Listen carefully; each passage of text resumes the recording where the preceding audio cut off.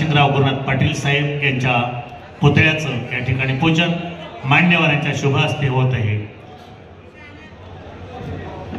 यानंतर माजी आमदार माननीय राजेशदादा पाटील यांचे आहे आणि म्हणून या कृतज्ञतेच्या भावनेतून आपला नागरी सत्कार या ठिकाणी साहेबांच्या हस्ते संपन्न होत आहे। जोरदार टाळ्यांच्या गजरामध्ये आपण या सत्कारामध्ये सहभागी होऊया। दादांच्या विषयीची कृतज्ञतेची भावना आपण व्यक्त करूया आणि दादा म्हणजे वादा आणि वादा जो करता है वो निभाता है, अशा प्रकारची भावना दादांच्या विषयीची तमाम महाराष्ट्राच्या जनते राजेशदादा पाटील साहेब आणि माननीय रमाप्पा करीकर साहेब यांच्या हस्ते संपन्न होईल।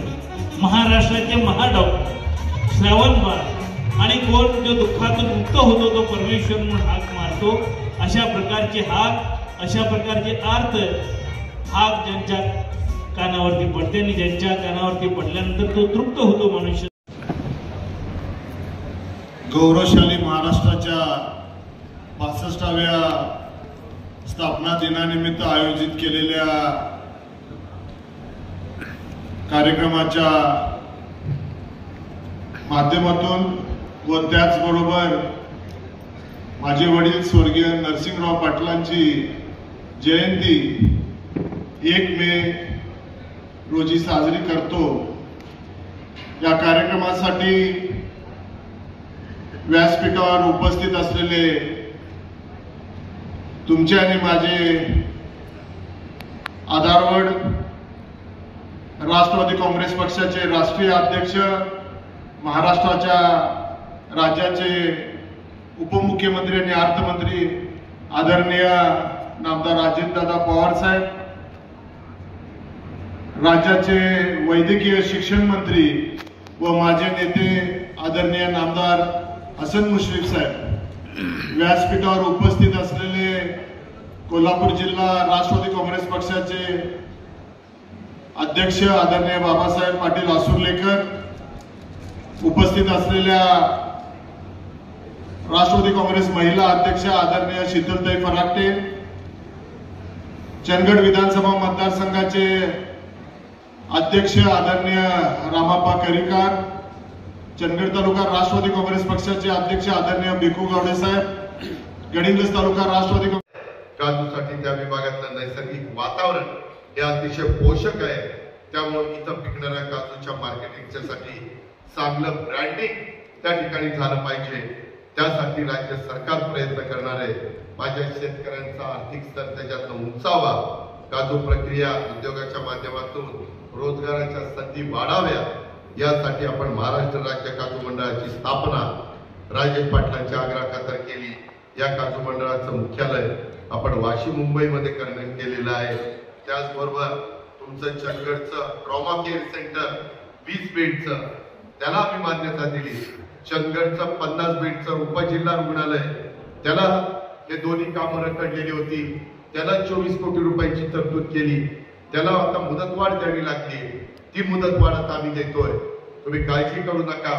परंतु इथं होणारी सरकारच्या कामं, सरकारी पैशातनं कामं दर्जेदार कशी होती, चांगली कशी होती, तुम्हाला त्याच्यातनं मदत कशी होईल, तुमच्या पुढच्या पिढीचं त्याच्यातनं कल्याण कसं होईल, अशाच प्रकारचा प्रयत्न आपण सगळ्यांनी त्या निमित्तानं करावा।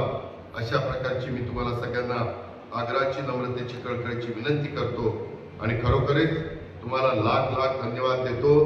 बाहेर एवढं तळपतं ऊन आहे, एवढा चटका बसतोय, पण एवढ्या प्रचंड संख्येने तुम्ही ज्या प्रेमाने, ज्या आदराने आमचा सत्कार केला, माझा चंदगडचा माणूस, माझा चंदगडचा कार्यकर्ता, माझा चंदगडचा सहकारी नेहमीच माझ्यावर विशेष प्रेम करतो।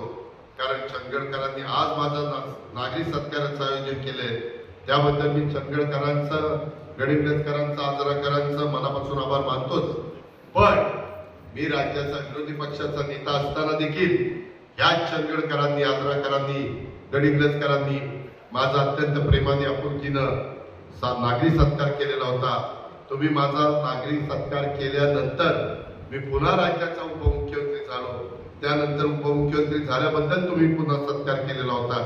त्या सत्कारानंतर राष्ट्रवादी काँग्रेस पक्ष पुन्हा सत्तेत आला, मी पुन्हा उपमुख्यमंत्री झालो।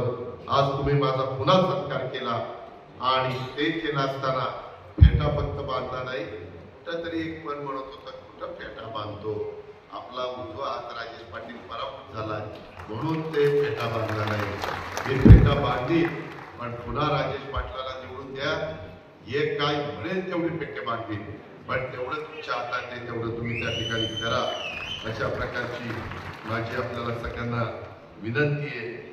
अधिक न बोलता चंदगडकर सत्कार मला नेहमीच पावतो, याबाबत माझ्या मनामध्ये अजिबात दुमत असण्याचं कारण नाही. तुम्हा चंदगडकरांचं, कडिंगलजकरांचं, आजराकरांचं प्रेम आणि माझ्यावर विश्वास बघून मी खरोखरीच इथं आल्यावर भारावून जातो.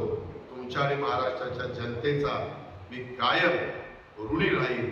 महाराष्ट्राच्या जनतेच्यासाठी सर्वोत्तम देण्याचा मी राष्ट्रवादी काँग्रेस पक्षाच्या परीनं त्यातर्फे आणि राज्य सरकारमधला उपमुख्यमंत्री म्हणून प्रामाणिकपणे प्रयत्न करत राहील.